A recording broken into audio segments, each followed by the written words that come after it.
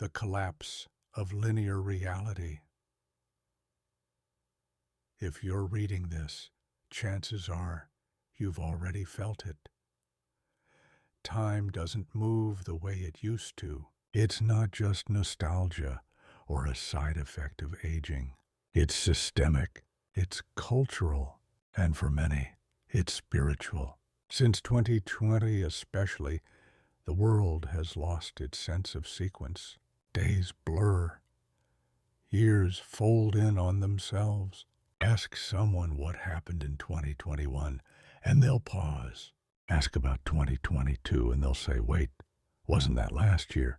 Events feel recent and ancient at the same time. News stories overlap. Emotional landmarks dissolve. And through it all, the clock still ticks, yet time itself feels unmoored. This isn't just about memory.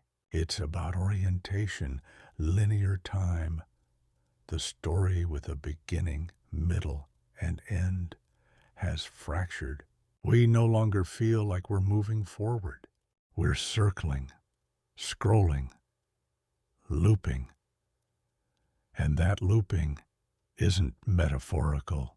It's the architecture of modern life. YouTube autoplay, TikTok loops, infinite scroll on every platform. Nothing finishes, nothing concludes. Content is no longer a thread. It's a whirlpool. We used to live in eras. Decades had personalities. The 60s were not the 70s. The 80s weren't the 90s. But today, 2001 through 2024 feels like one long smear. Cultural motifs bleed into one another. You can see it in the way fashion recycles faster. Slang resets quarterly. Music rehashes familiar sounds before the original trends have even faded. This is more than consumer fatigue. This is reality compression. Technology didn't break time.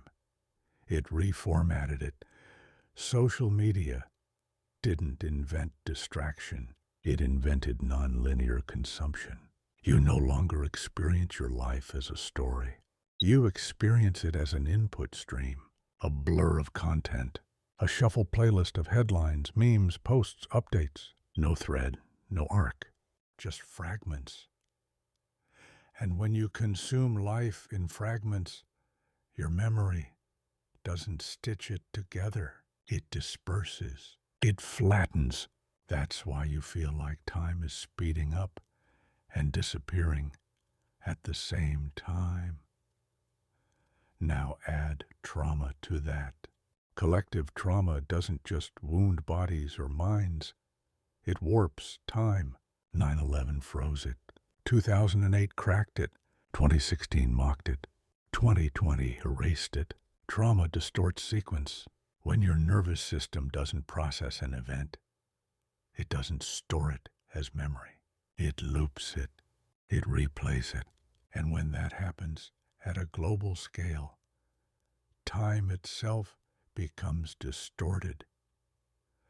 A world living in loops is a world that never healed. We don't feel like we've moved on from these moments. We feel like we're trapped inside them, still reacting to them, still arguing over them, still grieving them without closure. We've entered post-traumatic time, and this isn't just philosophical. It's practical. It shows up in our daily lives. Why are you more forgetful now? Why do you lose track of time while scrolling? Why do you feel like you're always catching up, even when nothing's happening? This is the physiological residue of living in broken time. When the mind can't orient, the body can't settle. The calendar means less. The week has no shape. The future shrinks, the past gets muddy, and the present becomes screen time. We used to say, history repeats itself. Now, it doesn't even wait long enough to qualify as history. Reboots outnumber originals. Remixes feel older than the source material. Fashion trends from 2 years ago are already being called vintage. This is narrative collapse. You are not crazy for feeling unmoored. You're just living inside a story that lost its structure. Linear time gave us orientation. It gave us meaning. Childhood led to adolescence, led to adulthood. There were phases, markers, progress. But now, every phase blurs. Every rite of passage is content. Every milestone is either performative or postponed. And when you remove the arc from life, what's left? Looping becomes the default. Presence becomes rare. Meaning becomes transactional. That's the psychic impact of imitation. When the past is constantly recycled and the future is too uncertain to imagine, you live in a compressed present, a flattened now. And that now isn't even your own. It's curated, fed to you by the loop. In this environment, we don't process events. We absorb them as content. That's why you feel like nothing is landing. Why even big events, global, personal, emotional, get scrolled past. The structure to hold them is gone. We didn't just lose time. We lost the container that made time feel real. This has been an excerpt from Imitation Theory by Sam Elliott. Read the full book and discover more stories that question the nature of reality at mybook.to/imitation theory.